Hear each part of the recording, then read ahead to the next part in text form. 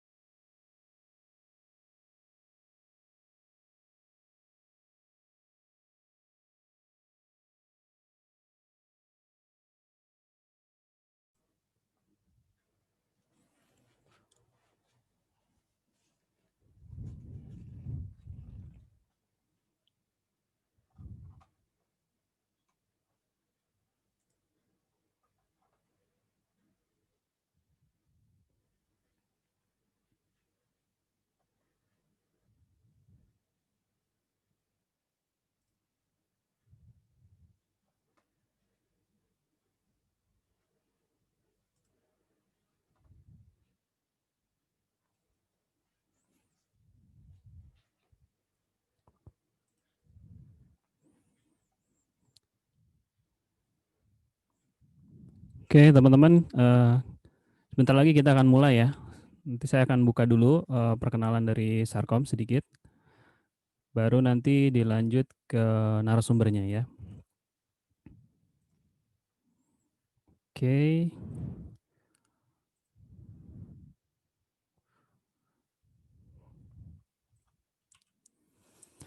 Oke, selamat malam teman-teman semua. Terima kasih yang sudah bergabung di Zoom. Terima kasih juga kepada prosa.ai. Terima kasih kepada Mbak Nela, kemudian ada Mas Sidik dan juga Mbak satu lagi Mbak Meisyaroh ya. Satu lagi terima kasih sudah meluangkan waktunya untuk berbagi di komunitas Sarkom ya. Oke, jadi saya mau perkenalan dulu sedikit. Saya sendiri Freddy dari Sarkom Jakarta Indonesia. Kemudian rekan saya ada Buyung, kemudian ada Sigit dan Fahmi yang saat ini sedang aktif sebagai organizer di Sarkom Jakarta. Selain di Sarkom Jakarta ada juga Sarkom Bandung. Di Bandung ada Geral, Ridwan sama Jati dan satu lagi ada Sarkom Malaysia. Nama organizernya FAS ya. Nah, ini ada sedikit informasi tentang Sarkom. Jadi bagi yang belum tahu, teman-teman, Sarkom itu udah punya official website sudah cukup lama ya, sekitar 3 tahunan. Nah, di sini banyak informasi yang bisa teman-teman lihat di sarkom.org. Jadi acara event-event terbaru ataupun kalau misalnya ada slide dan lain sebagainya, itu teman-teman bisa download di website sarkom.org. Kemudian juga Sarkom pernah mengadakan 2 kali konferensi internasional bertajuk Software Architecture Conference itu di tahun 2018 dan 2019. Nah, sayangnya kita belum bisa ngadain lagi di tahun 2020 ini. Mudah-mudahan di tahun depan itu kita bisa ngadain, tapi entah itu online atau offline ya, kita lihat kondisinya di tahun ke depan. Nah, bagi teman-teman yang belum tahu tentang sosial media Sarkom, nah teman-teman bisa join, follow, atau subscribe di meetup.com, ada juga Instagramnya Sarkom, kemudian ada Facebooknya Sarkom ya, Facebook Group, ada juga YouTube. Nah, di YouTube-nya Sarkom bisa teman-teman lihat nanti ada berbagai macam video dari konferensi tahun 2018 dan 2019. Terus juga ada Telegram group yang baru ya, namanya Sarkom Universe, teman-teman bisa join free di situ. Nah, bagi teman-teman yang misalnya mau dukung Sarkom secara finansial itu bisa melalui karyakarsa.com/sarkom. Dan bagi yang punya saran dan kritik silakan bisa kirim ke organizer@sarkom.org ya. Nah, ini channel YouTube Sarkom, jadi isinya yang paling dominan adalah dokumentasi konferensi di tahun 2018 dan 2019 ya. Untuk tata caranya sendiri, acara ini teman-teman bisa baca Code of Conduct di website Sarkom atau secara singkatnya ya nggak ada trolling, nggak ada spamming, atau nggak ada bully ya, kita hindari hal-hal seperti itu. Nah, jika ingin bertanya bisa melalui kolom chat atau aktifkan mic langsung ya. Itu bisa dipersilakan untuk bertanya langsung, perkenalkan diri langsung silakan bertanya gitu. Nah, Sarkom sendiri punya program baru, ada 2 sebetulnya. Yang pertama adalah Sarkom The Enterprise, pertama kali baru diadain kemarin, diisi pertama kali oleh CTO-nya IBM. Jadi kalau The Enterprise ini tentang teknologi, bisnis, sama leadership. Ada segmen audiensnya yang utama adalah software developer sama software architect gitu ya. Kemudian program yang nanti mungkin mudah-mudahan tahun 2021 di depan itu kita bisa adain itu namanya Sarkom The Open Source ya. Nah, ini mungkin agak berbeda lagi formatnya karena kita mau coba introduce teman-teman yang punya produk open source di Indonesia, kita mau coba bantu promote melalui acaranya Sarkom ini. Nah, dan hari ini kita punya prosa.ai ya. Jadi kolaborasi antara Sarkom sama prosa.ai, kita punya 3 part ya, berseri natural language processing ini. Jadi dimulai dari hari ini, kemudian nanti minggu depan dan minggu depannya lagi. Jadi setiap hari Kamis ya teman-teman ya. Jadi teman-teman nggak perlu register lagi, cukup 1 kali register, nanti bisa langsung join lagi di minggu depan dan seterusnya ya. Nah, pembahasan hari ini pertama itu adalah Introduction to Natural Language Processing yang akan dipresentasikan oleh narasumber kita Mbak Nela Zabrina ya. Oke, waktu dan tempat kami persilakan kepada Mbak Nela. Silakan dilanjutkan Mbak. Ya, makasih Mas. Ya. Ya. Selamat malam. Apakah sudah terlihat slide-nya? Belum Mbak, coba lagi di share screen. Oh, oke.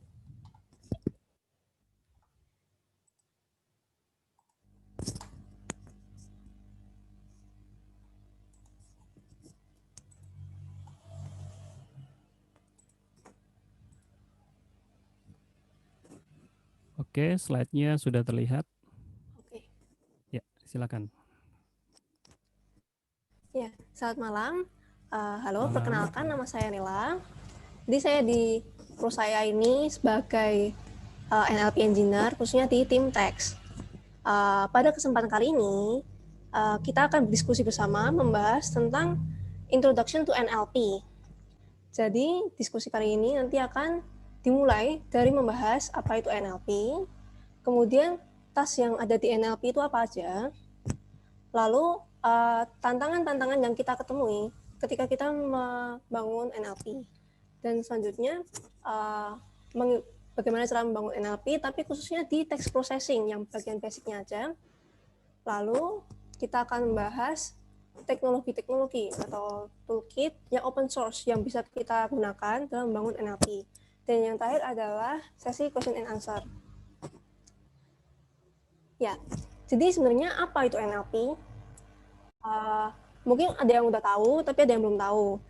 Sebelum kita masuk ke definisinya, biar lebih kebayang ya, kita lihat dulu aja contohnya, contoh-contoh NLP itu yang kayak apa sih.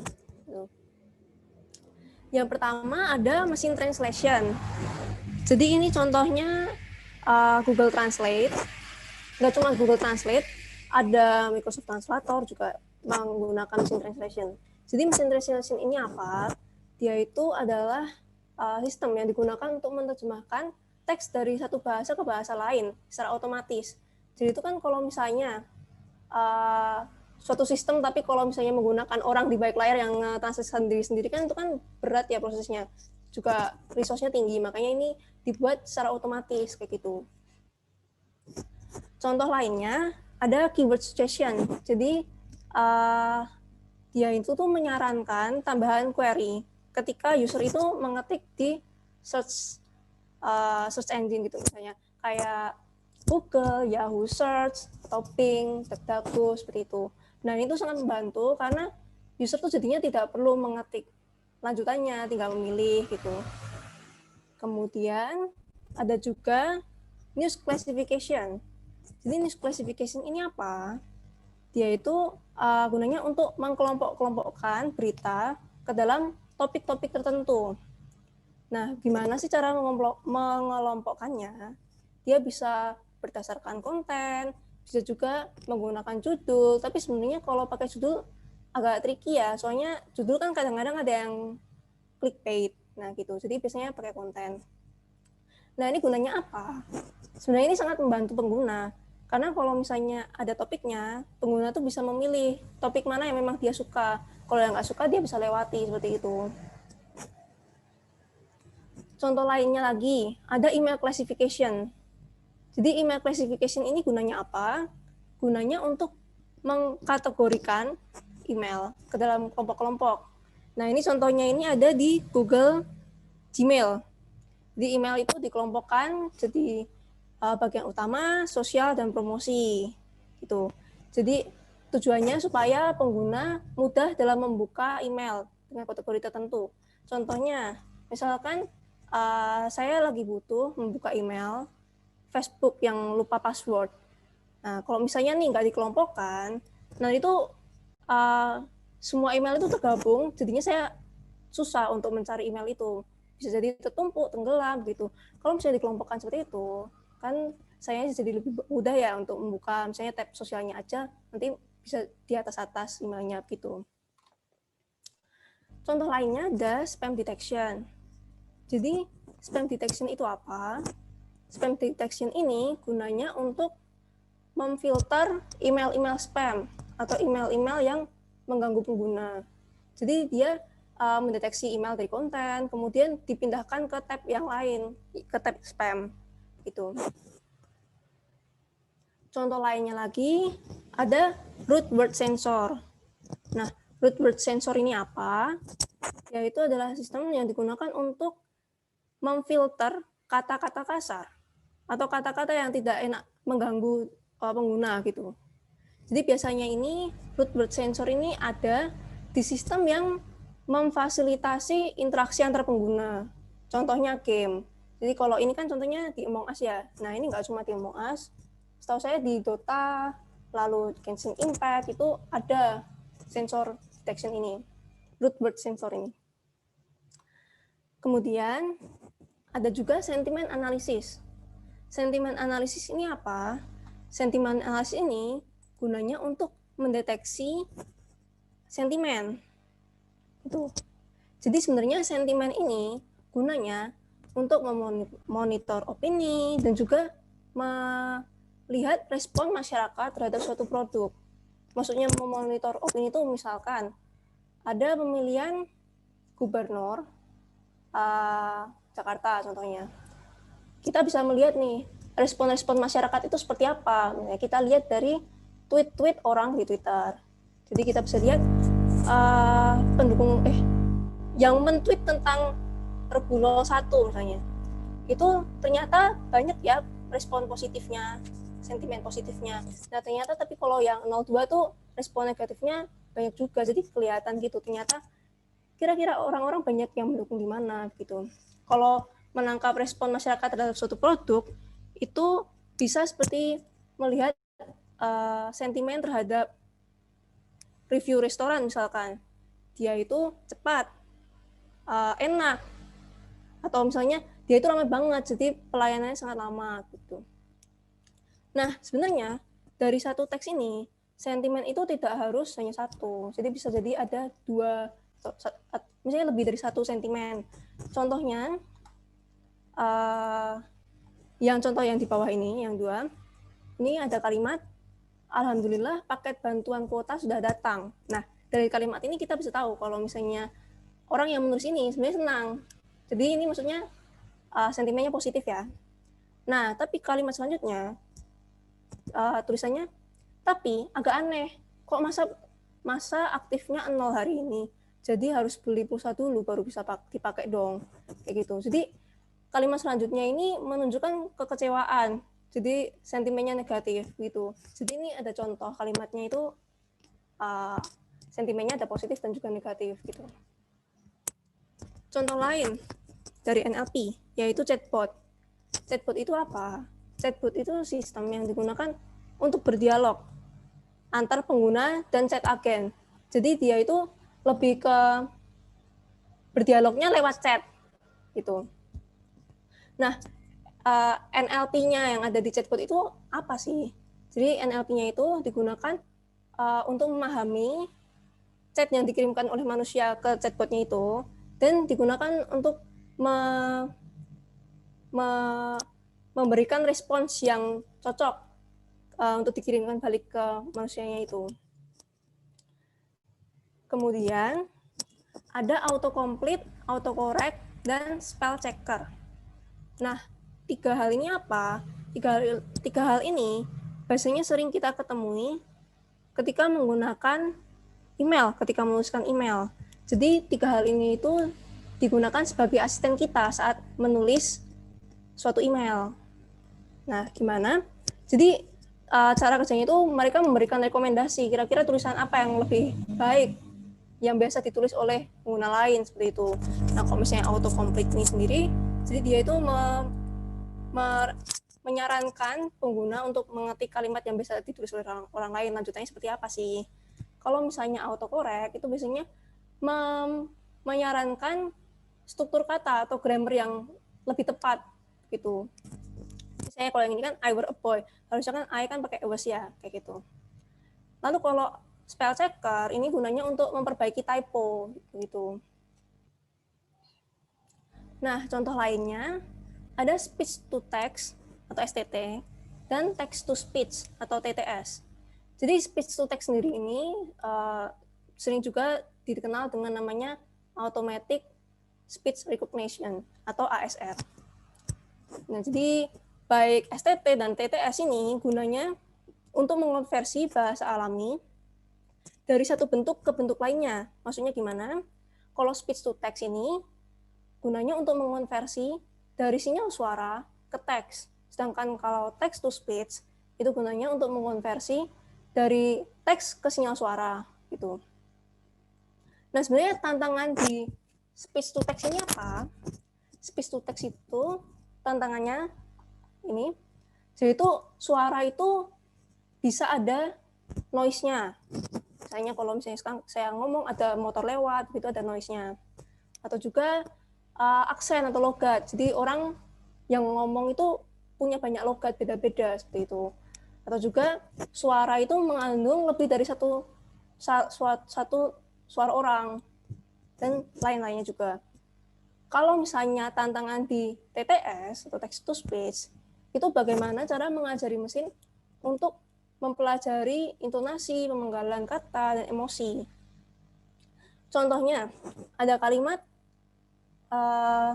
Bapak saya pergi ke pasar.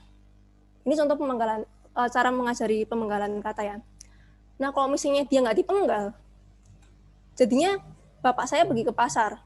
Sedangkan kalau misalnya dipenggal, jadinya Bapak saya pergi ke pasar. Nah, ini kan terlihat ya bedanya. Maksudnya sudah beda begitu.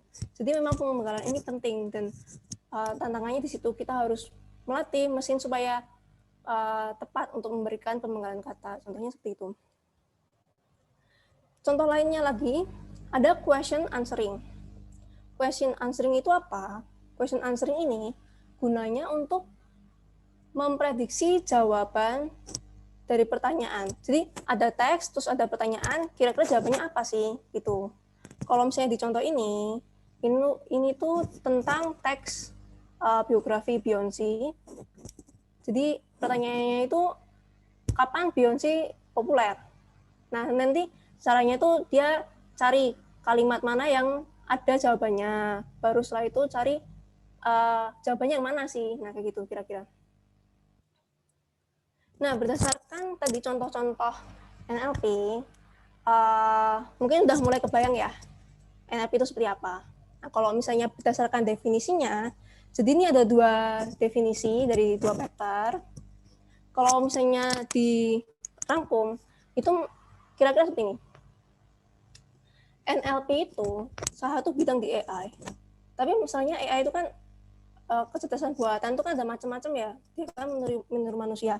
Ada macam-macam, ada membantu manusia dalam mendeteksi gambar atau apa macam-macam ya. Nah, kalau misalnya NLP itu sendiri itu tuh AI tapi yang bagiannya linguis. Jadi membahas tentang bahasa alami. Jadi setelah ada AI, ada linguis, juga gunanya itu untuk mengunderstanding atau memahami dan juga memanipulasi natural language. Natural language-nya itu nggak hanya teks, tapi juga bisa speech. Nah, itu tujuannya untuk membuat suatu sistem yang berguna bagi manusia, gitu pengertiannya. Jadi ini kira-kira sejarah singkat dari NLP. Jadi kira-kira pada tahun 1950 ini mulai muncul teori-teori fundamental dari NLP. Contohnya automata. Di automata itu kira-kira seperti ini. Ini tuh membahas tentang perubahan state gitu, dan biasanya digunakan buat membuat parser, bisa seperti itu. Dan juga pada tahun ini tuh juga adanya TTS yang computer based yang pertama kali. Kemudian tahun 1960 ini ada yang ini dibuat namanya IBM Shoebox. IBM Shoebox ini adalah pendahulu ASR. Jadi dia ini bisa merekognisi digit dan aritmatika. Jadi kalau misalnya saya bilang 1 tambah 1, dia bisa keluarin nih hasilnya 2, begitu. Dan juga di tahun 1960 ada ELIZA. ELIZA itu apa? ELIZA ini simulasi chat, tapi dia mensimulasikan psikoterapis. Jadi kita bisa memberikan gejala-gejalanya apa, nanti dia bisa merespon seperti itu. Nah, tapi dia masih menggunakan pattern matching. Gitu sistemnya. Kemudian di tahun 1970 mulai dilakukan riset speech understanding yang namanya DARPA. Lalu tahun 1980 ini ada yang namanya boneka Julie. Boneka Julie ini adalah boneka anak-anak yang bisa diajari berbicara, tapi dia masih satu kata per satu kata begitu. Selain itu juga ada yang namanya Jabberwocky. Jabberwocky ini itu chatbot. Dia itu nggak seperti ELIZA. ELIZA kan tadi semacam simulasi psikoterapis gitu ya.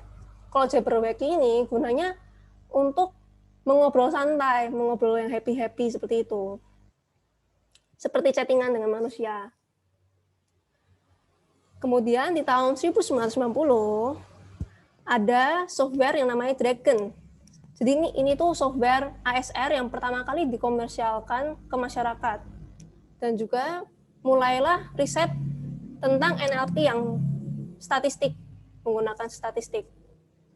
Jadi kemudian ini tahun 2000, ini gambarnya software Dragon ya. Nah ini kemudian di tahun 2000, NLP statistik ini sudah mulai dikembangkan menjadi software. Dan juga dikembangkan dan lahirlah namanya Google Translate, dan juga ada Microsoft Translator juga. Dia mesin translation tapi menggunakan statistik NLP. Baru di tahun 2010 hingga sekarang ini, di dekade ini, mesin translation ini yang dulunya menggunakan statistik mulai berpindah ke neural network. Jadi Google Translate dan Microsoft Translator itu mulai menggunakan neural network. Lalu juga ada Amazon Alexa, Siri, Google Assistant, itu mulai muncul. Jadi dia semacam penerapan dialog sistem gitu. Ya, jadi kemudian setelah kita mengetahui apa itu NLP, kita mulai masuk ke tas-tas yang ada di NLP. Sebenarnya tas-tas yang ada di NLP itu ada apa aja. Jadi kalau dibagi, diklasifikasikan, ini ada 2. Ada Natural Language Understanding atau NLU, dan juga Natural Language Generation atau NLG. Kalau misalnya dilihat lebih detailnya ya, ini seperti ini gambarannya. Jadi NLU itu membahas memahami fonologi, sintaks, morfologi, semantik, pragmatik. Sedangkan yang natural language generation itu gunanya untuk membuat, mengenerate bahasa alami yang khusus teks saja. Jadi tadi maksudnya NLU itu, dia itu mencakup fonologi atau suara, morfologi atau bentuk kata, sintaks atau struktur kalimat, dan semantik dan pragmatik itu maksudnya yang arti. Ya. Jadi kita sekarang masuk ke pengaplikasian NLU. Apa aja sih yang menggunakan NLU? Yang pertama ada syntax analysis. Gunanya apa? Gunanya untuk menganalisa dan mendekomposisi struktur kalimat. Jadi contohnya ada macam-macam. Yang pertama ini ada tokenizer, lemmatizer, dan stemmer. Tokenizer ini gunanya untuk memecah kalimat yang panjang ini jadi tiap kata atau token-token. Kemudian ada lemmatizer dan stemmer. Nah, ini dua-duanya ini gunanya untuk menentukan kata dasar, tapi pendekatannya berbeda. Kalau lemmatizer, yaitu caranya itu dengan mencari lemma word-nya, yaitu dengan mencari langsung di dictionary. Sedangkan yang stemmer itu mencari kata dasarnya dengan bisa menggunakan rule, contohnya seperti membuang imbuhan, nah kayak gitu. Jadi, lemmatizer dan stemmer ini kenapa biasa dilakukan? Gunanya itu untuk untuk memastikan bahwa inflected word atau kata-kata yang berimbuhan seperti itu dan kata dasar itu merepresentasikan hal yang sama, begitu. Contohnya nih, kalau misalnya inflected word-nya itu contohnya menduduki, lalu kata dasarnya duduk. Kalau misalnya nih dia nggak dicari kata dasarnya, nanti mesin pahamnya menduduki dan duduk ini dua hal yang berbeda. Padahal sebenarnya dua hal ini tuh sama-sama menjelaskan kata kerja duduk, begitu. Jadi makanya kedua hal ini gunanya untuk mencari kata dasarnya itu apa. Supaya lebih jelasnya, jadi ini contohnya. Ini contoh kalimatnya, dia terkena kutukan karena durhaka pada orang tua. Jadi ini kalau misalnya tokenizer, dia itu langsung dipecah-pecah per kata. Dia terkena kutukan karena durhaka pada orang tua, gitu ya. Kalau lemmatizer, nah, jadi kan kalau kita lihat di kalimatnya, ini kan yang ada imbuhannya ada dua ya, yang terkena sama kutukan ini. Nah, kalau lemmatizer ini, dia itu beneran cari di dictionary. Jadi, tahu kalau misalnya terkena ini, maksudnya kata dasarnya apa sih? Oh, terkena. Kena. Lalu kalau kutukan, itu kata dasarnya apa sih? Kutuk. Nah, kayak gitu. Berbeda dengan stemmer. Stemmer ini, kalau yang ini menggunakan cara membuang imbuhan. Nah, jadi ketika ada ini kata terkena, dia itu langsung membuang imbuhannya jadinya kena nih, benar. Nah, kalau yang kutukan ini, dia itu membuang imbuhan kan, jadinya kutu. Nah, ini. Jadi, memang stemmer ini hasilnya nggak selalu benar. Jadi bisa salah ini. Tapi kelebihannya, dia itu prosesnya lebih cepat, karena dia nggak perlu mencari satu persatu di dictionary. Gitu. Contoh sintaks analisis yang lain, ada yang namanya part of speech tagger atau post tagger. Jadi post tagger itu apa? Dia itu melakukan pengkategorian kata ke dalam post tag. Post tag itu yang apa sih? Post tag itu seperti kata benda, kata sifat, kata kerja, gitu. Nah, salah satu konvensi yang biasa digunakan itu ada namanya Penry Bank post. Jadi kalau kita lihat di tabel ini beberapa contohnya. Misalnya kalau noun itu tuh disimbolkan dengan NN, verb itu disimbolkan dengan VB. Nah, seperti itu. Sebenarnya gunanya apa sih si POSTEK ini? Dia itu bisa membantu mencari kata dasar pada lematizer. Jadi maksudnya gimana? Tadi kalau ada kata menduduki begitu ya. Nah, kalau misalnya kita punya POSTEK-nya, kita kan bisa tahu nih, kalau menduduki itu sebenarnya kata apa? Kata kerja. Nah, kalau gitu, nanti waktu kita cari di dictionary-nya, nanti kita tinggal cari kata yang dari kata kerjanya menduduki, itu kata dasarnya apa. Jadi nggak perlu nih cari dari adjective, dari mana. Itu udah selain membuang-buang waktu, juga nanti nggak dapet juga gitu. Lalu kegunaan yang lain, itu dapat mengekstrak tag yang tidak penting. Maksudnya tidak penting ini, jadi kalau misalnya dibuang pun nggak terlalu masalah. Contohnya konjungsi, lalu misalnya partikel yang seperti an, the, atau determiner, yang this, that, begitu. Nah itu sebenarnya kurang terlalu penting. Jadi kita bisa filter nih, tag yang apa-apa buang, seperti itu. Jadi ini contoh kalimatnya. Contoh kalimatnya ini, adik membeli permen banyak sekali. Jadi nanti hasilnya adik itu apa? Noun, NN. Membeli ini apa? Kata kerja, verb, VB. Contohnya banyak, banyaknya apa? Adjective, JJ, kata sifat. Nah, begitu contohnya. Kemudian ada lagi contoh syntax analysis, itu constituent parser dan dependency parser. Jadi ini sama-sama parser, tapi kegunaannya beda. Jadi kalau yang constituent parser ini, gunanya untuk menampilkan struktur sintaks dari kalimat. Kalau yang dependency parser, ini gunanya untuk menampilkan hubungan kata, hubungan antar kata dalam kalimat, ketergantungannya apa. Mungkin supaya lebih kebayang, bisa lihat contohnya. Jadi ini ada kalimat, fruit flies like a banana.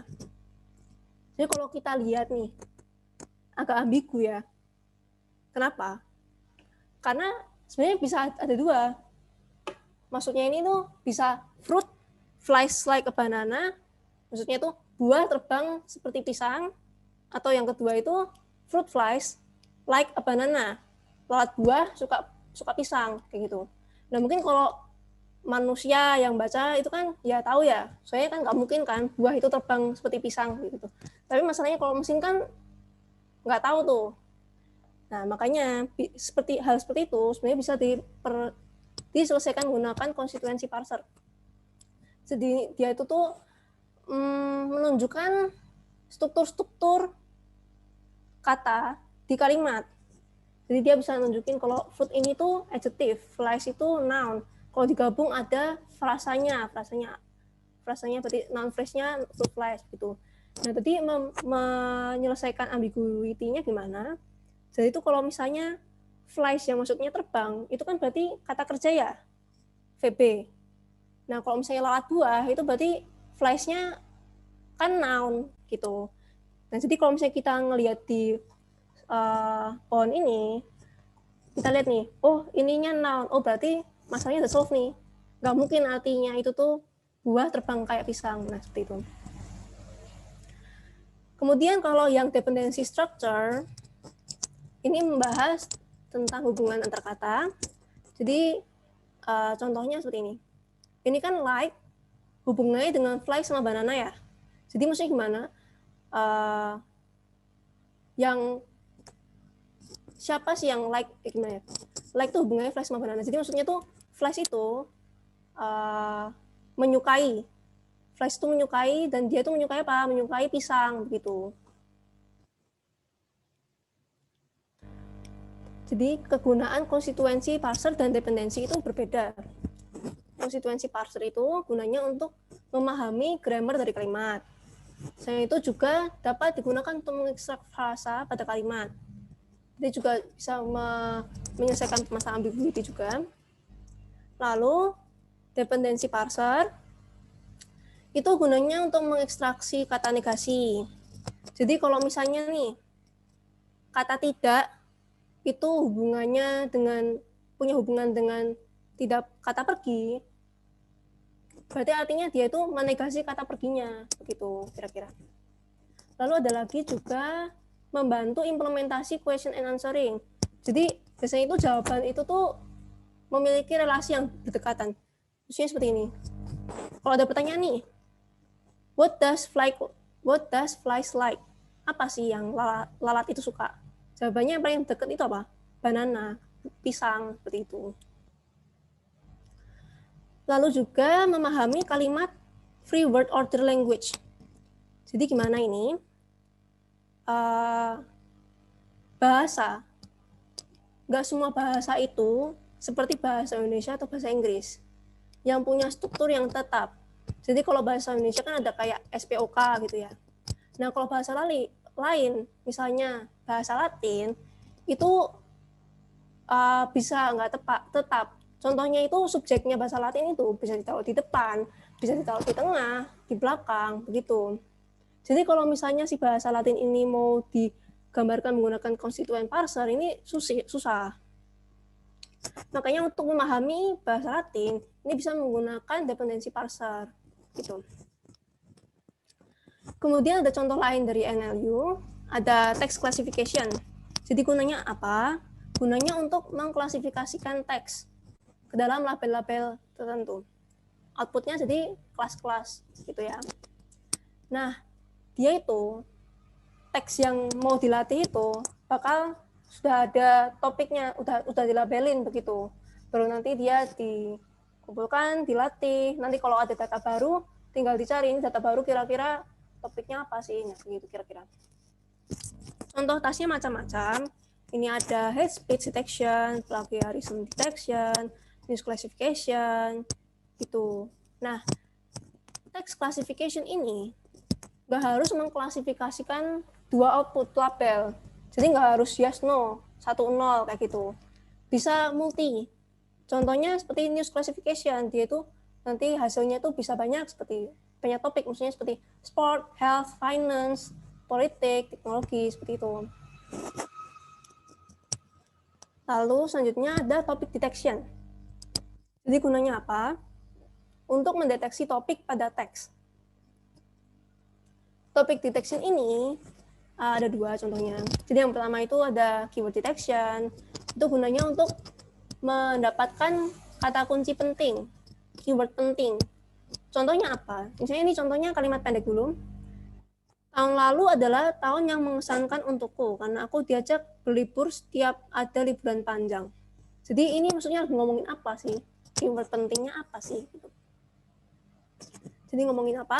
Ada tahun lalu, ada liburan, ada mengesankan, seperti itu. Nah sebenarnya keyword detection ini nggak harus teksnya pendek, bisa panjang juga. Ini contohnya pencarian keyword pada berita. Jadi kalimatnya panjang gitu. Ada banyak kalimat juga. Dan nanti bisa dilihat nih, keywordnya ada apa aja. Jadi bisa tahu, oh ternyata berita ini lagi ngomongin apa sih? Oh lagi ngomongin kabut asap, Palangkaraya, pekat, gitu. Lalu contoh lain topic detection, itu ada topic modeling. Topic modeling itu apa? Topic modeling itu untuk mendeteksi topik dari sekumpulan teks. Jadi mungkin ada yang bingung ya sama bedanya sama text detection itu, text classification itu apa? Kalau text classification itu kan sebelum dilatih itu memang dia udah tahu ya teks ini tuh topiknya apa, teks ini tuh topiknya apa gitu. Kalau topik modeling itu memang belum dilabelin, jadi ini ada teks banyak, ya cari topiknya, nggak tahu nih isinya apa sebenarnya kayak gitu. Jadi ada banyak cara pendekatan mengerjakannya, salah satunya ada yang menggunakan LDA. Nah, LDA ini pendekatannya menggunakan probabilitas seperti itu. Kemudian contoh lain dari NLU itu information extraction. Information extraction ini apa? Information extraction ini untuk mengekstrak informasi dari teks. Jadi contoh-contohnya macam-macam. Ada mentransformasi informasi yang tidak terstruktur menjadi terstruktur. Jadi terstrukturnya itu dari teks panjang itu bisa disimpan jadi tabel atau JSON seperti itu. Mungkin lebih kebayang bisa lihat contohnya ini. Jadi ini ada teks surat pemerintah edaran panjang teksnya. Jadi ini nanti bakal di-convert jadi informasi yang terstruktur. Ini bentuknya tabel sih contohnya. Jadi gimana ini contohnya? Ini misalnya di teks ini, oh kelihatan nih, ini lagi ngomongin apa sih? Tentang apa? Jadi misalnya ini, tentang sesuatu. Atau selanjutnya, kapan beritanya dirilis? Jadi bisa tulis nih, waktu berapa, gitu. Jadi kalau misalnya udah di-convert semua ini kan lebih mudah ya untuk membacanya juga. Nggak usah baca teksnya panjang-panjang seperti itu. Contoh lain dari information extraction itu ada Name Entity Recognizer atau NER. Jadi NER itu gunanya apa? Untuk mengkategorikan entitas bernama. Maksudnya entitas itu seperti orang, organisasi, tempat, waktu, seperti itu. Nah, entitas bernama itu maksudnya apa? Itu maksudnya ya entitas yang ada namanya. Contohnya orang yang ada namanya itu siapa? Contohnya nih saya Nela atau Lionel Messi, seperti itu. Contohnya. Jadi memang gunanya itu mendeteksi nama orang, tempat, dan sebagainya macamnya. Contoh kalimat ini. Apple CEO Tim Cook introduced 2 new larger iPhone smartwatch at Cupertino Film Center event. Jadi kita bisa lihat nih, name entity-nya yang mana aja sih? Oh ini ada nih, Apple, Tim Cook, Cupertino, Film Center, gitu. Terus kita lihat nih, ini kan name entity-nya Apple nih. Sebenarnya Apple tuh name entity dari kelompok mana sih? Oh ternyata ini kelompoknya organisasi, nama organisasi gitu. Tim Cook nih dari kelompok mana sih? Kategori apa sih? Oh ini maksudnya kategori nama orang, kayak gitu contohnya. Dan sebenarnya dalam pengaplikasian NER ini bisa dibantu dengan tag. Jadi itu kalau misalnya kita mau cari memfilter nama orang, entitas yang nama orang, itu kita bisa cari nih post tag-nya itu cari aja yang tag-nya noun. Nggak usah cari nama orang itu pakai verb, kan nggak mungkin ada seperti itu. Jadi NER ini itu bisa digunakan di macam-macam. Ini contohnya ada 2. Yang pertama itu di question answering. Jadi ini gunanya buat mencari jawaban yang relevan. Contoh pertanyaannya, kapan? Nah, ini jawabannya cari aja yang name entity-nya itu waktu. Nggak usah cari yang nama orang, karena jawabannya pasti nggak ada. Gitu. Lalu contoh lain, use classification. Ini gunanya untuk mencari topik yang paling relevan. Jadi maksudnya misalnya ditemukan di teks berita ada ketemu name entity-nya di Lionel Messi. Nah jadi kan kita bisa lihat nih Lionel Messi itu sebenarnya lebih dekat ke topik mana sih? Oh ternyata lebih dekat ke topik sport. Jarang kan kalau misalnya Lionel Messi itu maksudnya masuk ke fashion kayak gitu. Begitulah kira-kira pengimplementasiannya. Terus juga information extraction ini bisa digunakan untuk mengekstrak berita 5W1H. Jadi nanti ada teks panjang, kita cari what-nya apa, who-nya apa, where-nya apa, dan seterusnya. Kemudian juga ada contohnya ini quotation extraction. Jadi gunanya untuk mengambil informasi, mendapatkan informasi tentang penulis atau speaker atau quoter dan kutipannya. Jadi contohnya kalimatnya, Nelson Mandela berkata, "It always seems impossible until it's done." Nah, ini hasil yang didapatkan ini hasilnya adalah yang ngomong siapa sih? Nelson Mandela. Kontennya apa? Kutipannya apa? Itu it always seems impossible until it's done. Nah, seperti itu contohnya. Kemudian ada pengaplikasian NLG. Yang pertama pengaplikasiannya ada word normalization. Word normalization ini apa? Word normalization ini digunakan untuk menormalisasi kalimat yang tidak standar menjadi standar. Jadi maksudnya tidak standar itu seperti apa sih? Misalkan kata yang disingkat, KM itu kamu, AQ jadi aku, nah, kayak gitu contohnya. Atau kata yang tidak baku yang sering dianggap baku. Misalkan zaman. Nah ini Sebenarnya kalau standarnya yang ada di KBBI itu apa? Itu zaman, seperti itu. Lalu ada lagi slang word, itu kata kokil. Nah ini sebenarnya kalau standarnya itu apa? Gila. Jadi nanti ada kalimat panjang, terus nanti bisa dinormalisasi nih. Contohnya udah MKN BLM. Nah itu dinormalisasi jadi sudah makan belum, seperti itu. Nah sebenarnya word normalization ini agak tricky. Karena apa? Karena contohnya nih, KM itu sebenarnya bisa jadi singkatan dari kamu atau kilometer. Nah seperti itu. Jadi sebenarnya waktu mau word normalization ini supaya hasilnya lebih baik itu bisa dilihat dari konteksnya tuh sedang membicarakan apa. Nah seperti itu. Lalu ada contoh lain, ini summarization. Summarization ini gunanya untuk meringkas teks. Jadi bisa bentuk meringkasnya itu dari teks panjang jadi teks pendek, atau dari banyak teks diringkas jadi satu teks, seperti itu.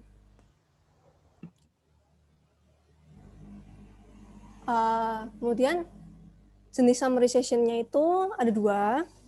Yang pertama ekstraktif, itu caranya adalah dari teks dicari kalimat-kalimat yang paling informatif itu yang mana, lalu digabungkan. Jadi nanti ada summary-nya dari kalimat-kalimat itu. Cara yang kedua itu abstraktif. Jadi ya ini sebenarnya pendekatannya seperti cara kerja manusia ya. Jadi ada teks dibaca, dipahami dulu maksud semantiknya itu gimana. Terus habis itu baru disusun nih kalimatnya seperti apa. Nah ini sebenarnya lebih sulit sih diterapkan dibandingkan ekstraktif.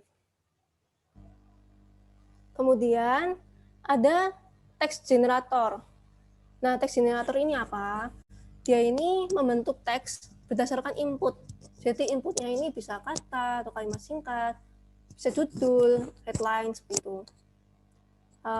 Salah satu berita yang menggunakan AI generator ini bisa dibaca-baca di https://notrealnews.net gitu. Dia memang udah menyatakan dengan jelas kalau dia memang pakai AI generator. Dan dia sudah tulis juga di nama linknya ya, kalau not real news gitu. Jadi biar orang-orang itu nggak salah paham gitu. Kalau sebenarnya dia itu berita buat-buatan. Nah jadi ini mau menunjukkan contoh dari teks generator.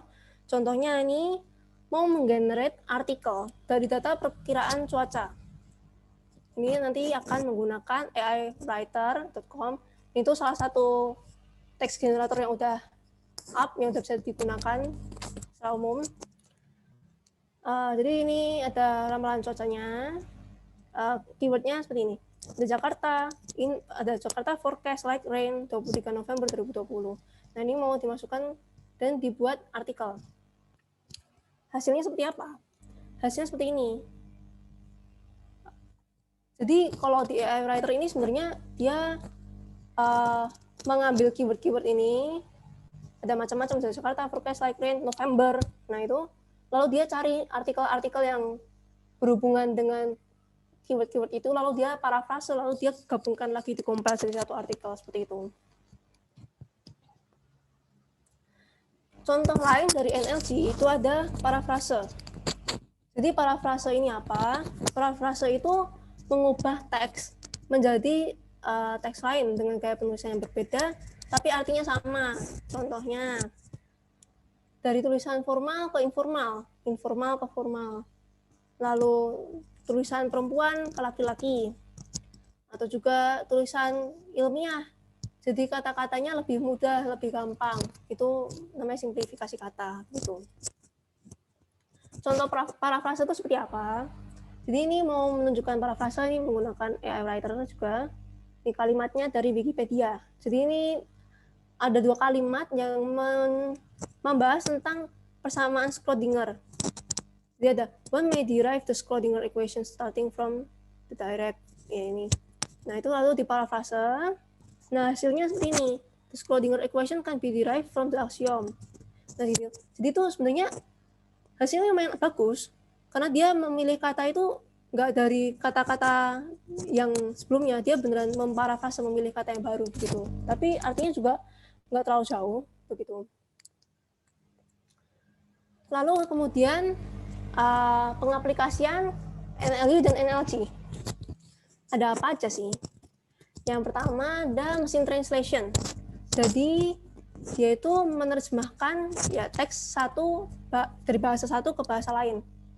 Yaitu dibangun pendekatannya bisa macam-macam, bisa pakai rule base, bisa pakai statistik, misalnya probabilitas, atau yang tadi yang baru-baru ini mulai dikembangkan itu menggunakan neural network.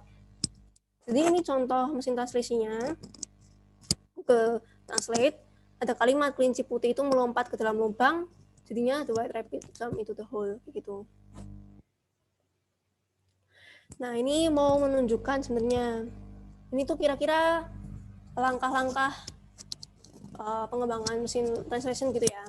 Dia menunjukkan kalau ada bagian NLU-nya dan ada bagian NLG-nya. Jadi NLU-nya itu seperti apa? Dia itu seperti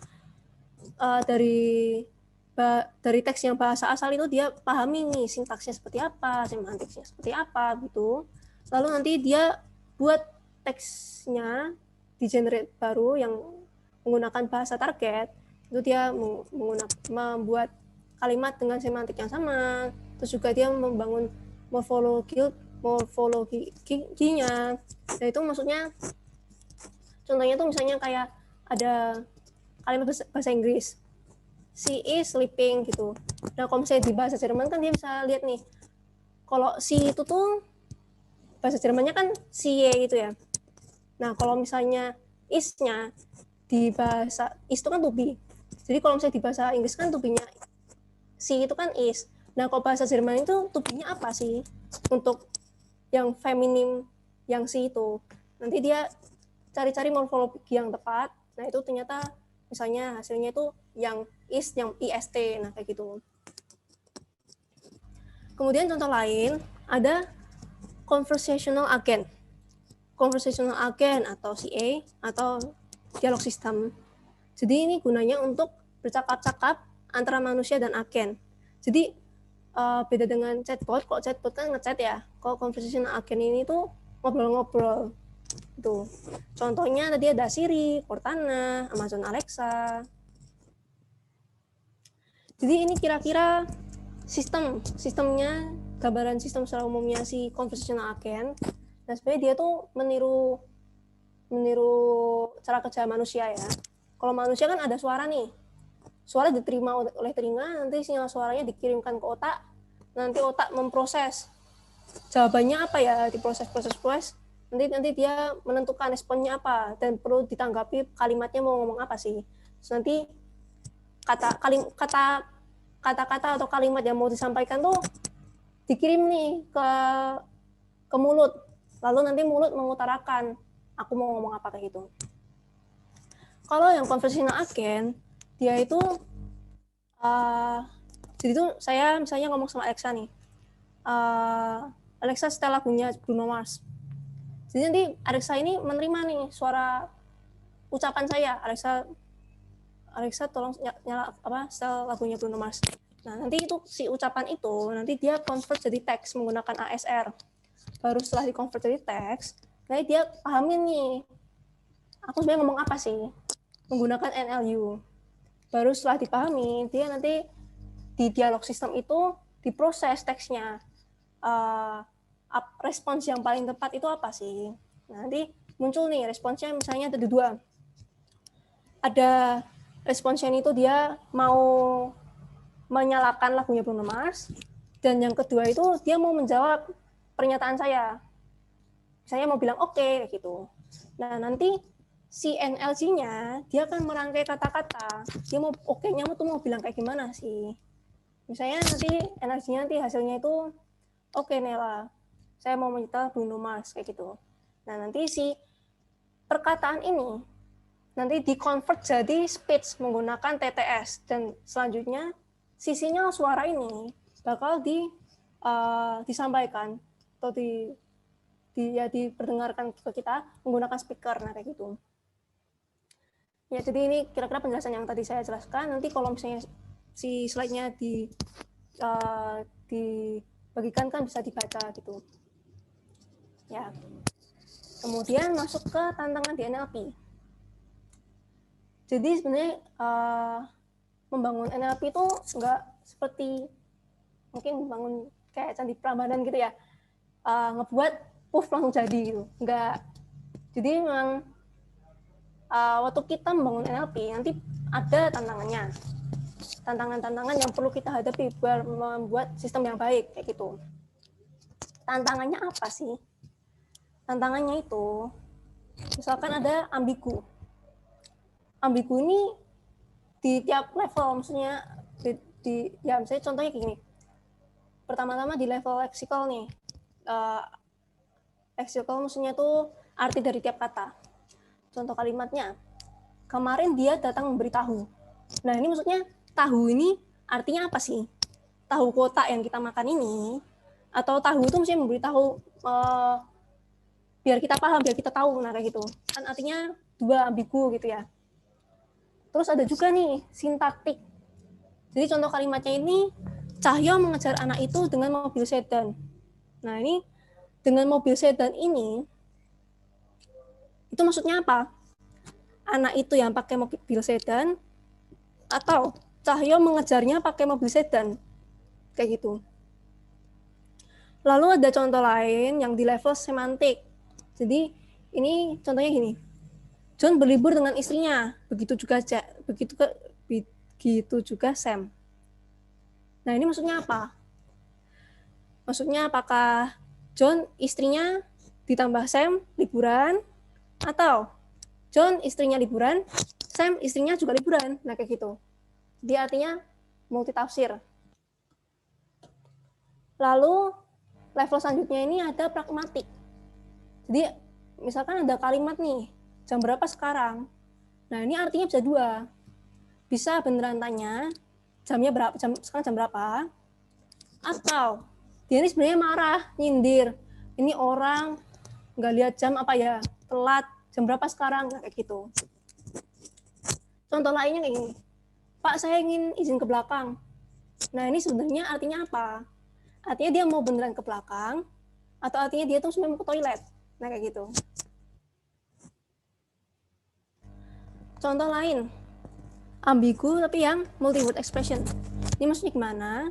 Jadi kalau ada satu kata, itu artinya apa? Kalau digabung itu artinya bisa jadi beda, kayak gitu.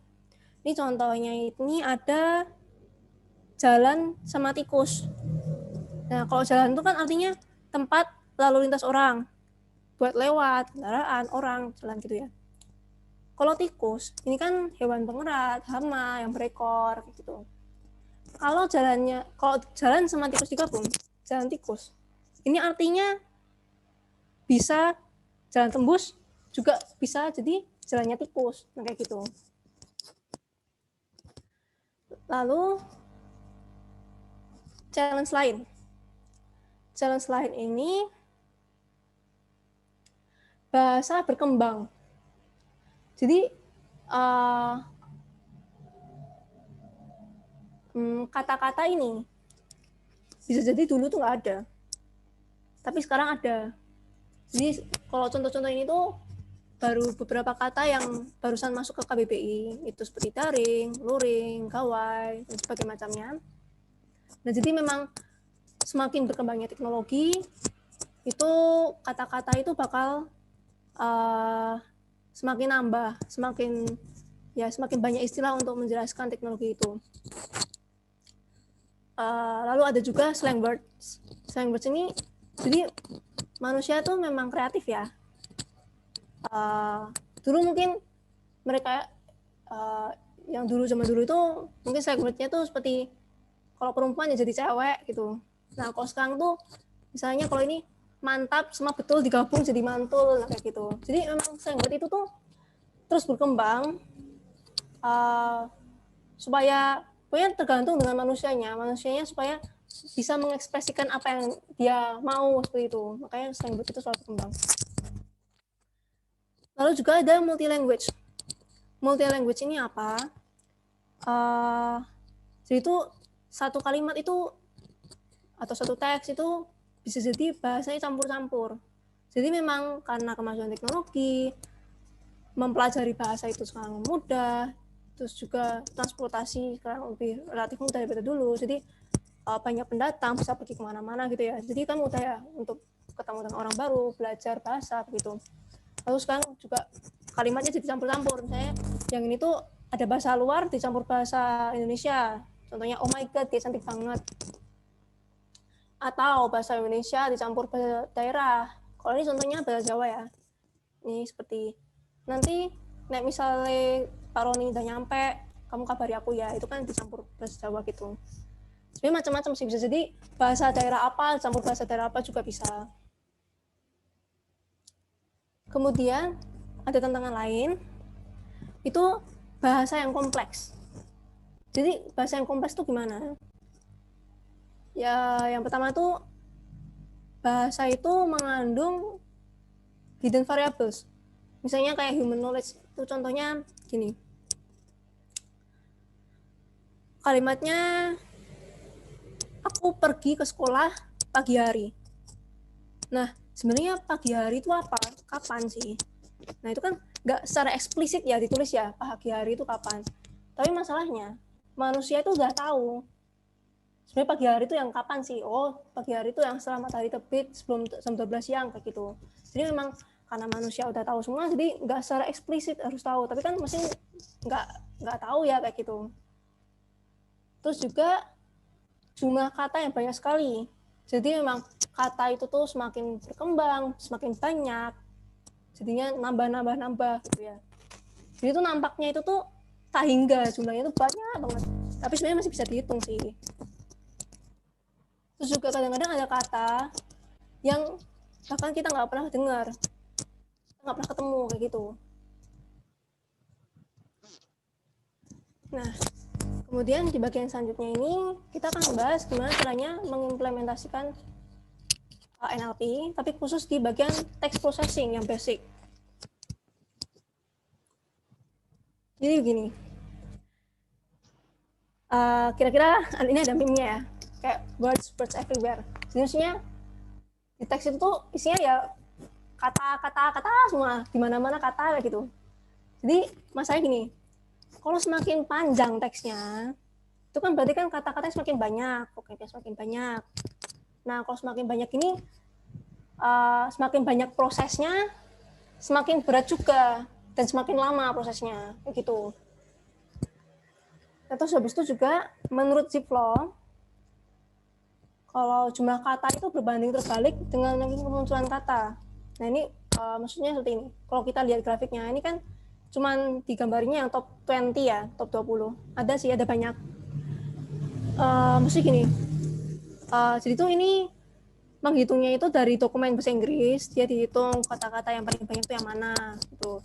Nah, kalau berdasarkan surveinya dia itu, the itu jumlahnya paling banyak. Jadi semakin banyak kemunculannya, semakin banyak jumlah kemunculannya seperti the ini, rankingnya itu dia semakin mendekati 1 gitu. Nah, tapi ternyata setelah kita lihat nih dari end top words. Nah, ini kalau ini sih digambarnya 20 aja ya. Dari 20 kata, top 20 kata. Ternyata kata-katanya itu mayoritas insignifikan. Jadi maksudnya tuh kata-katanya itu kalau dibuang juga nggak terlalu ngaruh kayak gitu. Seperti ada konjungsi, ada seperti and, for, as, seperti itu. Kalau misalnya lainnya tuh partikel seperti a, on, the, atau determiner seperti that, seperti itu. To be, was. Nah, itu sebenarnya kata-kata insignifikan begitu, tapi kebanyakan memang di end of words itu isinya insignifikan. Nah, jadi berdasarkan yang tadi itu, teks itu biasanya dibersihin dulu. Jadi memang rencananya itu supaya prosesnya itu supaya nggak terlalu besar ya, jadi nggak terlalu lama juga. Terus juga kata-kata insignifikannya juga biar nggak hilang, dibuang, jadi nggak terlalu nutupin informasi yang penting seperti itu.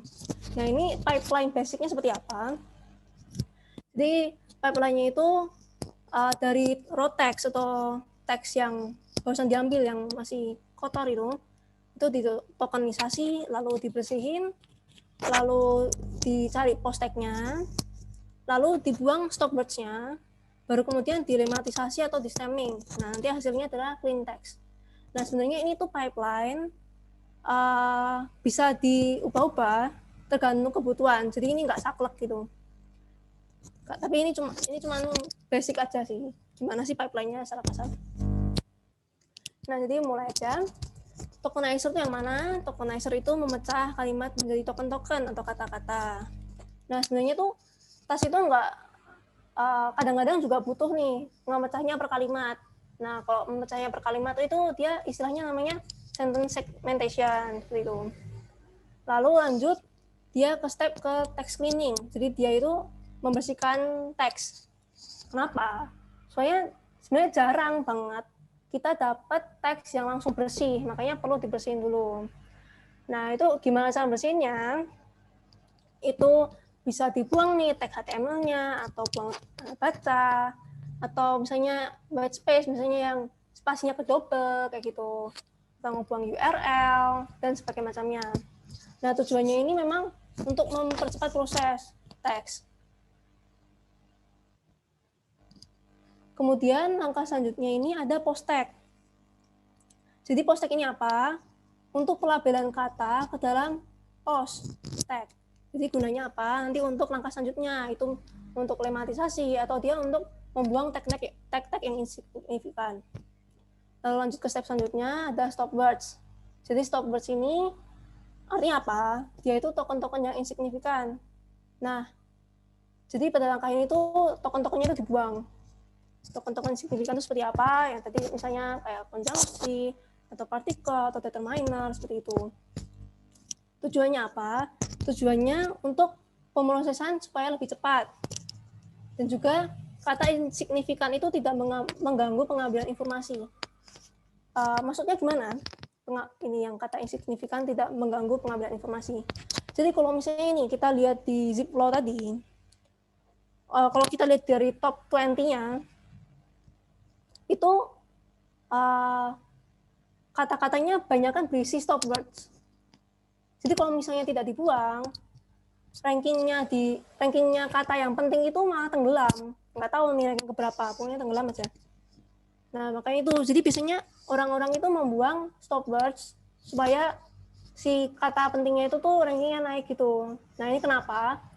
Soalnya kita bisa lihat nih, biasanya ya, keyword-keyword penting itu lebih sering dituliskan berulang-ulang. Nah itu, makanya kalau dia tenggelam kan jadi nggak kelihatan kan sebenarnya dia itu penting atau enggak. Kemudian langkah selanjutnya ini ada tematisasi atau stemming. Jadi kedua hal ini gunanya untuk mengubah inflected word atau misalnya yang kata yang berimbuhan ini ke bentuk yang dasar. Jadi tujuannya tadi itu membuat agar representasi kata inflected word dan kata dasar ini tidak dianggap berbeda. Nah, sebenarnya setelah melakukan pembersihan data, kan data sudah bersih ya. Nah, itu biasanya langsung digunakan untuk melakukan proses NLP selanjutnya. Nah, ini penyelesaiannya bisa macam-macam, bisa pakai rule base, bisa pakai statistik, atau bisa juga pakai machine learning. Nah, tapi kalau untuk machine learning sendiri, itu permasalahannya adalah dia tidak bisa menerima tipe selain numerik.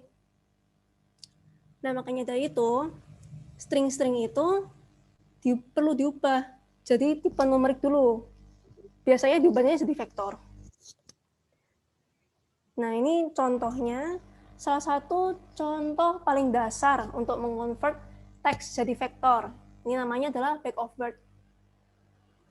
Back of word itu apa? Back of word itu seperti ini konsepnya. Jadi tiap kata di kalimat itu diambil, dipecah-pecah gitu kan. Lalu disimpan nih di dalam kantong yang berbeda-beda. Nah, tiap kantong ini itu menyimpan frekuensi dari kemunculan katanya. Contohnya kalimat bapak-bapak makan sambal. Nah, nanti ada 3 kantong. Ada bapak, ada makan, ada sambal. Nah, kantong yang bapak nih isinya berapa? Ada dua kata karena dia disebut 2 kali kan.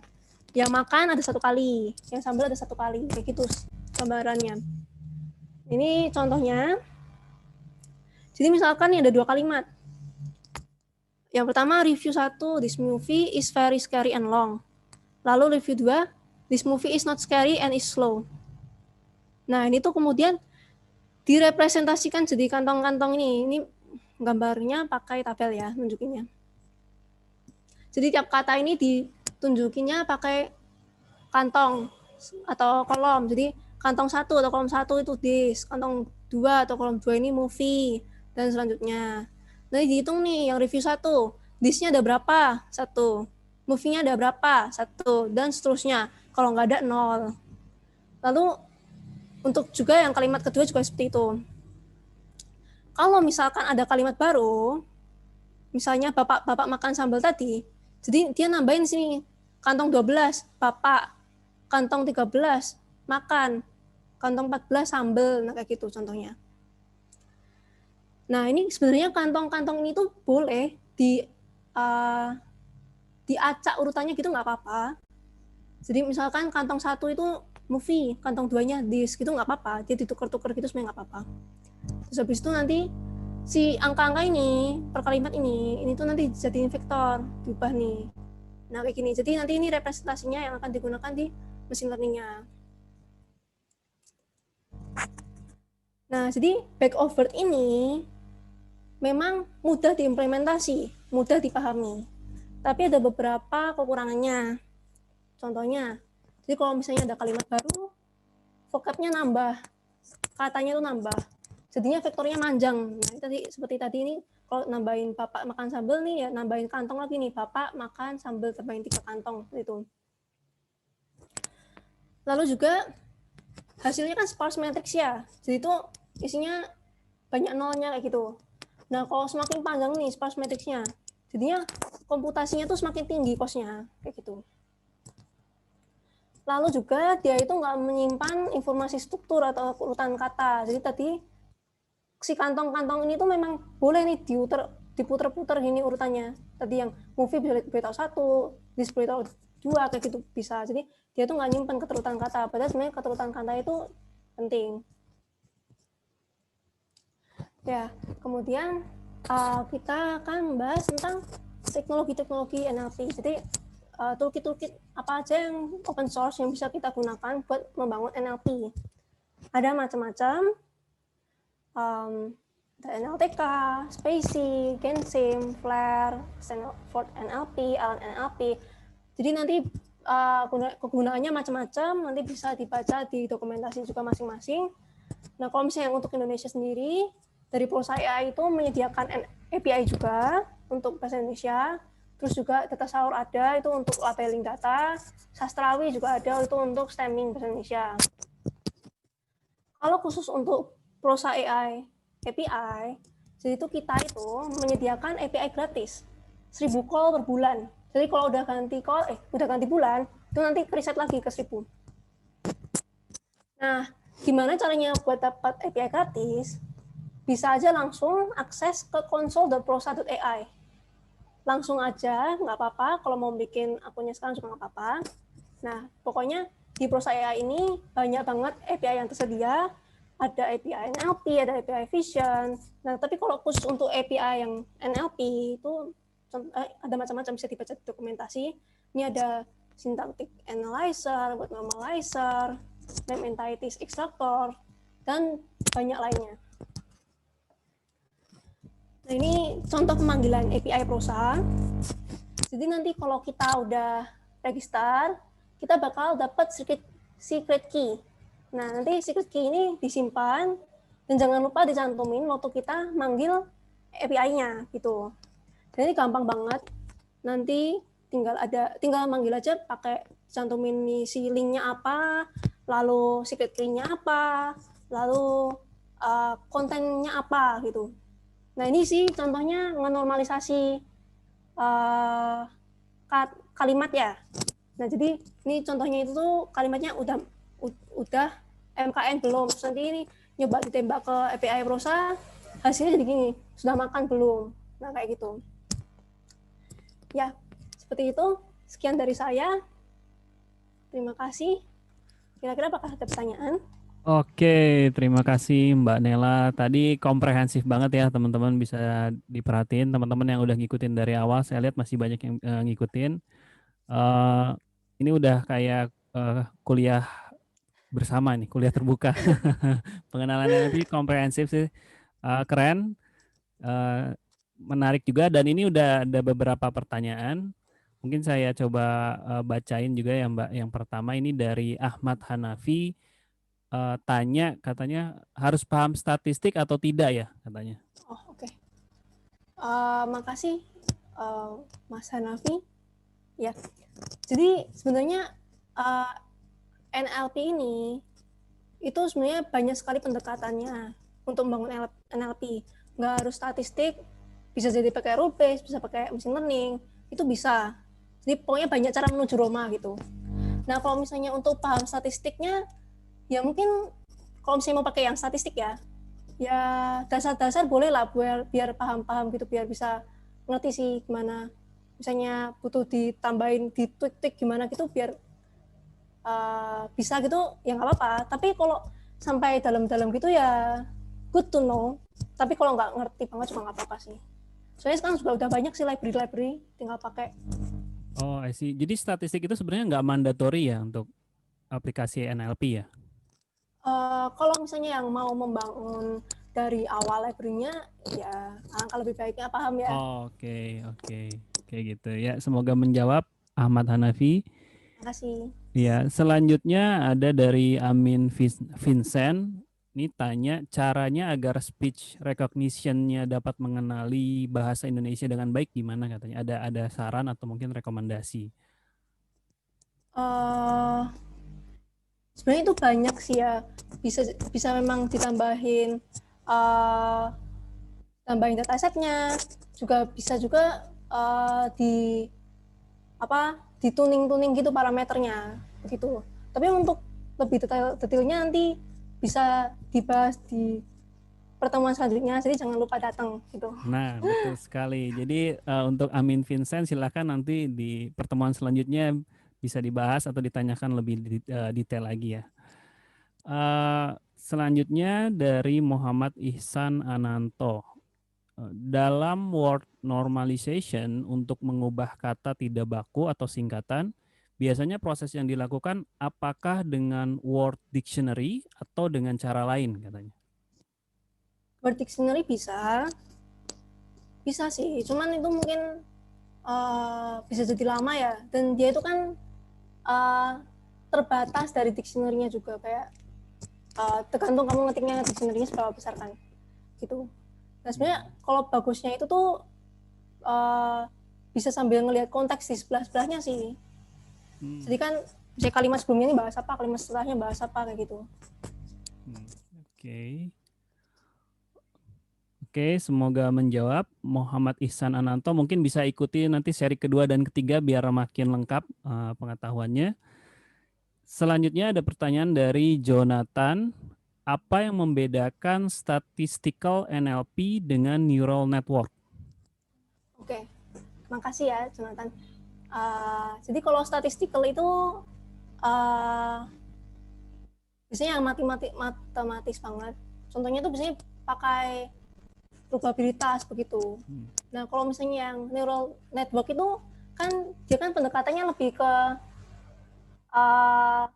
meniru saraf tiruan manusia kayak gitu. Jadi dia tuh memang pendekatannya buat seperti neuron, terus nanti dibikin layer-layer kayak gitu. Tapi nanti tenang aja, di yang ke sesi ketiga itu bakal bahas ke deep learning-nya kok. Oh, Jangan lupa datang. Oke, ya seperti itu ya Jonathan. Nanti bisa ikuti sesi-sesi selanjutnya untuk melengkapi jawabannya. Ini ada yang tanya juga, apakah bahan presentasinya akan dibagikan ke peserta atau mungkin nanti bisa melalui organizer presentasi? Boleh Oke. banget, boleh banget. Oke, terjawab ya tadi. Jadi nanti kita akan share mungkin di Facebook group juga di website Sarkom, jadi teman-teman bisa download ya presentasinya. Pertanyaan selanjutnya dari Ivan Herianto. Selamat malam katanya. Mau bertanya, adakah korpus yang tersedia secara open? Mungkin ini maksudnya korpus bahasa Indonesia kali ya? Oh, untuk korpus bahasa Indonesia ya, sebenarnya ada sih sebenarnya. Kalau setahu saya kalau yang dari UI itu kayaknya open, tapi nanti coba dicari tahu lagi. Coba mungkin ada yang bisa dari Mas Didik mungkin bisa membantu. Halo, selamat malam. Suara saya Malam. Ya, kedengaran Mas, silakan. Oke. Ya. Kalau untuk korpus sebenarnya ada banyak ya. Kemarin kalau nggak salah baru ada kayak studi yang dia ngumpulin beberapa korpus terkait NLP. Jadi kayak semacam dibuat di NLP itu tadi kan oleh Nela dipresentasikan berbagai macam tasnya. Nah, itu ada yang mengumpulkan korpus-korpus itu jadi kayak semacam untuk benchmarking gitu. Jadi nanti kalau misalnya ada ingin dilakukan eksperimen terkait NLP, nah itu bisa menggunakan korpus itu. Nah, itu bisa nanti saya coba sertakan linknya di sini untuk bisa dicek kayak gitu. Di chat ya. Oke, terima kasih Mas Sidik. Semoga menjawab. Ada lagi nggak? Silakan teman-teman, kalau mau tanya langsung juga boleh ya, nyalakan aja mic-nya. Sambil menunggu teman-teman mau bertanya, mungkin saya juga mau tanya nih. Jadi tadi kan saya lihat NLP itu cakupan topiknya luas banget ya Mbak Nela ya. Ya. Apakah perlu menguasai semuanya untuk mengaplikasikan NLP? Oh ya, makasih ya Mas. Jadi tergantung sih Mas. Masnya mau ngebuat apa? Tapi sebenarnya nggak harus jago di semuanya sih Mas. Gitu. Kalau misalnya memang kebutuhannya cuma yang di bagian NLU ya paling belajar aja yang di bagian NLU. Oke. Atau kalau misalnya masih mau fokusnya di bagian teks aja juga nggak apa-apa, belajar yang teks aja. Saya memang kalau misalnya speech kan kita juga alangkah lebih baiknya tahu tentang biologinya, gimana proses suaranya gitu ya. Nah itu memang beda-beda orang, beda interest sih kayak gitu. Jadi nggak apa-apa sebenarnya kalau nggak semuanya. Oke. Oh jadi yang namanya role NLP engineer itu nggak melulu dia bisa semuanya ya sebenarnya, kayak gitu mungkin ya? Apa gimana? Iya sih, biasanya punya fokus masing-masing, interest masing-masing gitu. Oke, terima kasih. Ada yang tanya lagi nggak ya ini? Ini ada lagi dari William Surja Dinata. Katanya mau tanya apakah NLP bisa membedakan arti berdasarkan tone? Mungkin tone itu kalau suara mungkin ya. Misalnya contoh yang tadi jam berapa, ini bisa berarti tanya betulan atau marah yang tadi Mbak Nela sempat jelaskan. Nah itu perbedaan tone-nya gimana gitu katanya. Cara bedainnya. Sebenarnya itu bisa. Dia bisa kok misalnya pakai ngelihat dari tone-nya. Jadi kalau misalnya tone-nya itu agak tinggi ya berarti kemungkinan besar dia marah kayak gitu. Kalau misalnya belakangnya memang beneran kayak halus terus tanya kayak gitu ya memang dia beneran tanya kayak gitu. Oke, semoga menjawab ya tadi William. Halo, mungkin mau menambahkan sedikit. Oh silakan Mas, ya silakan. Jadi kalau untuk tone itu kalau di speech recognition atau di ISR itu memang bisa dimanfaatkan ya. Jadi kalau di proses sendiri kebetulan ada speech division.